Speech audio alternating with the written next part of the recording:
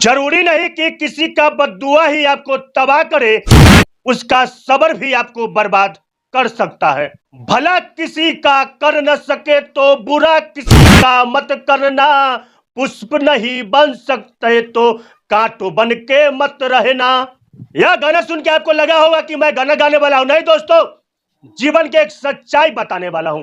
इस वीडियो में बने रहिएगा। आपको लोग परेशान करता है, आपको प्रशासन परेशान करता है, क्या आपको कोई थानेदार परेशान करता है, क्या आपको अनेकों नेताजी परेशान करते हैं, तो आप घबराए नहीं, आप शांत रहे, आप ऊपर वाले पर छोड़ दीजिए, आपके साथ इंसाफ होगा। क्योंकि आज मेरे साथ भी इंसाफ हुआ है, इसलिए मैं सोचा कि आप सबको एक वीडियो बना के आप सबको बीच में एक संदेश पहुंचा दे, क्योंकि भगवान के घर में देर है अंधेर नहीं। इस वीडियो में आप बने रहिएगा, आपको पूरा सच्चाई बताएंगे। मुजफ्फरपुर जिले के कथैया थाना क्षेत्र के अंतर्गत में एक बैंक लूट हुई थी, उत्तर बिहार ग्रामीण बैंक, जो कि आप सब न्यूज के माध्यम से खबर चली थी, जिसका मैंने भी खबर चलाया था। गलती सिर्फ मेरा इतना ही था, हमने गोली का जिक्र किया कि गोली चली, लेकिन गोली चली नहीं थी, उसका हमने खबर चलाया था। जो कि खबर जो अपराधी बैंक लूटने आया था, गन पॉइंट पे लिया था, जो कि साफ साफ पेपर में भी छपी थी और पुलिस का जो बयान था उसमें भी दर्ज हुई थी कि अपराधी ने गन पॉइंट पे सुरक्षा कर्मी को लेकर बैंक के अंदर प्रवेश किया था। गोली नहीं चली थी, बस मेरा गलती यह था कि हमने गोली का जिक्र किया था कि गोली चली, जिससे पुलिस का छवि खराब हमने करने का प्रयास किया और खराब हमने कर दिया था, जिसके लेकर मेरे ऊपर एफआईआर कर दिया गया था। जी हां, मुजफ्फरपुर जिले के कथैया थाना क्षेत्र के कथैया थाने ने, वहां के थानेदार महोदय ने हम पे एफआईआर कर दिए थे।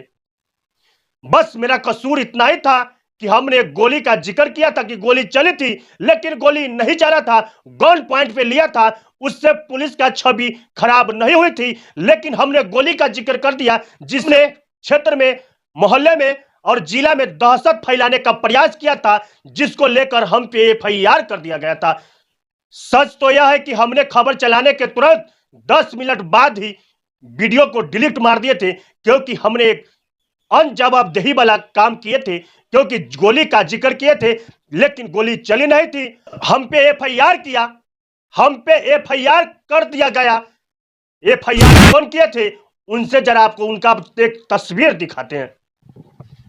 यह कथैया थाना का फोटो आप नीचे देख रहे हैं, यह कथैया थानेदार आदित्य कुमार का तस्वीर आप जो ऊपर देख रहे हैं, यह थानेदार है।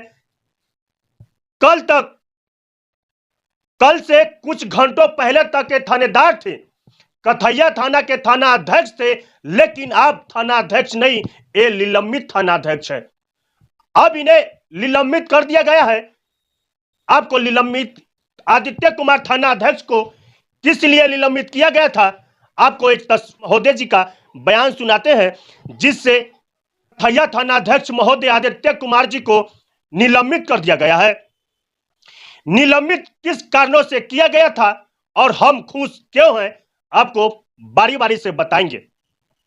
वरीय पुलिस अधीक्षक मुजफ्फरपुर आपराधिक घटनाओं पर अंकुश नहीं लगा पा रहे थे, ये आदित्य कुमार थाना अध्यक्ष महोदय। अपराध कर्मी पर कोई कार्रवाई नहीं करने का आरोप लगा था थाना अध्यक्ष कथैया आदित्य कुमार पर, जो कि निलंबित कर दिया गया था। कल से कुछ घंटों पहले तक के थाना अध्यक्ष थे, लेकिन आप निलंबित थाना अध्यक्ष हैं। जी हां, आप सोच रहे होंगे कि ये वीडियो बना के आप क्या साबित करना चाहते हैं, तो मैं साबित यह करना चाहता हूं कि हमने 5 मिनट के अंदर वो खबर को डिलीट मार दिया था, फिर भी पुलिस को छवि खराब करने का हम प्रयास किए थे और खराब भी कर दिए थे, जिस आरोप में हमें एक आतंकवादी के तरह, एक अपराधी के तरह। जी हाँ, इससे पहले मैं एक छोटी सी पहले वो खबर, वो केस के अंदर में जो मेरे साथ जो प्रक्रिया हुआ था और हम किन किन से मिले थे केस के माध्यम से, जरा सा हम एक वो जिक्र भी कर देना चाहते हैं। हम पे एफआईआर हुई, हमने डीआईजी सर को आवेदन दिया था कि सर इसका निष्पक्ष जांच कराया जाए, अगर मैं दोषी पाता हूं तो हमको जेल भेज दिया जाए।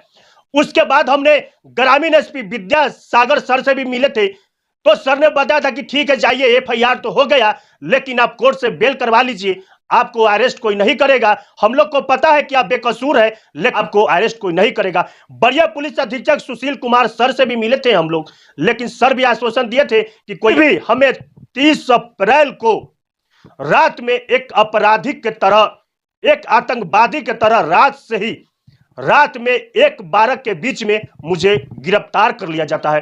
जब मुझे गिरफ्तार किया जाता है तो मैं नाइट पैंट और गंजी पहन के, यानी बनियान पहन के मैं सो रहा था। तो आदित्य कुमार थानाध्यक्ष महोदय से हम आग्रह किए थे कि सर हमें दिलवा दीजिए, हम शर्ट पहन लेते हैं, हमको चप्पल दिलवा दीजिए, हम पहन लेते हैं। लेकिन थानाध्यक्ष महोदय गाड़ी पे बैठाए और लेके भागने लगे। जिस तरह से जो लेके चोर को, जो पब्लिक मूवमेंट होती है, जो अपराधी को मार देगा पब्लिक ने तो जल्दी लेके भागो, इस प्रकार से मुझे गाड़ी में बैठा के लेके भागने लगे इतना स्पीड में जैसे कि हम आतंकवादी है और हम एक बहुत बड़ा अपराधी है।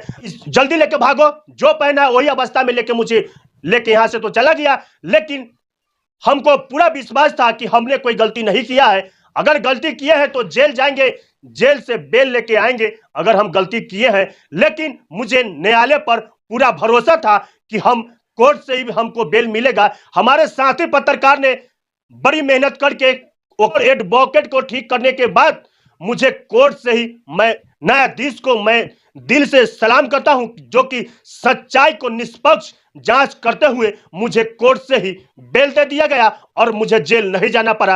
ये सारा प्रक्रिया हमने बस ऊपर वाला पर छोड़ दिया था कि हमने कुछ किया नहीं, लेकिन हमको इतना बड़ा सजा मिला। एक चोर की तरह, एक अपराधी की तरह घर से उठा लिया गया और वही आदित्य कुमार थानाध्यक्ष महोदय है जो कि आज निलंबित है। या SSP sir Sushil Kumar sir को भी करना चाहता हूं, जो कि आपने ऐसे थानेदार को जांच कर करके निलंबित करने का प्रयास करते हैं और निलंबित करते भी है। ऐसे थानेदार को जो सही से जांच नहीं कर पाए और सही से अपराधी को तो पकड़ नहीं पाते हैं, जो बेकसूर है उसे जेल भेजने का प्रयास करते हैं, उनसे अपराधी तो पकड़ा नहीं जाता है, वो निर्दोष को जेल भेजने के लिए तैयार रहते हैं।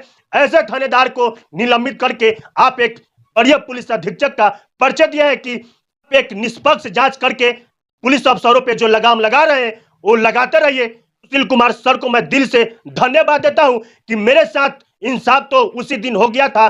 कोर्ट से जो मुझे बेल मिल गया और मैं घर फिर से वापस आ गया और जेल नहीं जाना पड़ा।